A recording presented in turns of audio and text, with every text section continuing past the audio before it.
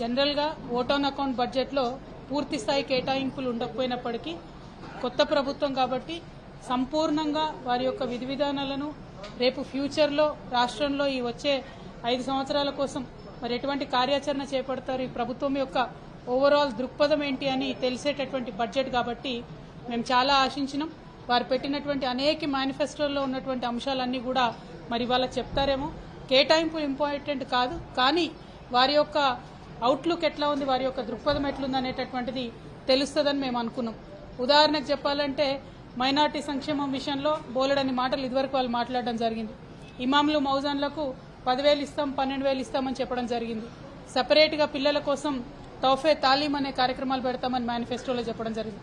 కానీ వాళ్ళ మొత్తం మైనార్టీ సంక్షేమం కేవలం ఒక పారాగ్రాఫ్ లో క్లోజ్ చేసేసి 2,000 కోట్ల రూపాయలు ఇస్తున్నామని చెప్పడం జరిగింది.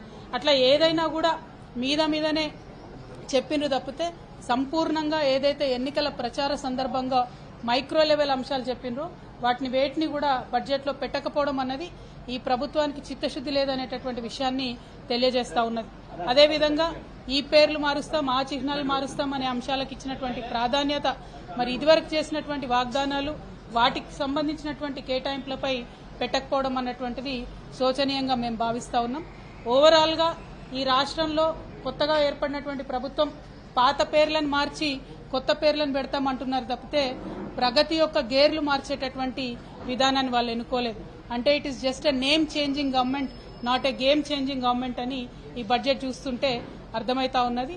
ప్రధానంగా మహిళలకు అదేవిధంగా యువతీ యువకులకు షాదీ ముబారక్ పేరు మీద ఇదివరకు ₹1,00,000 కేసీఆర్ గారు ప్రభుత్వం ఇస్తే మేము అధికారంలోకి రాగానే ₹1,00,000 ఒక తులం బంగారం ఇస్తామని చెప్పినారు. అది ఆన్ గోయింగ్ ప్రోగ్రామ్, ఎంతమంది ఏంది అన్నది ఎస్టిమేషన్ ఉంటుంది, కానీ దాన్ని కనీసం మెన్షన్ చేయలేదు.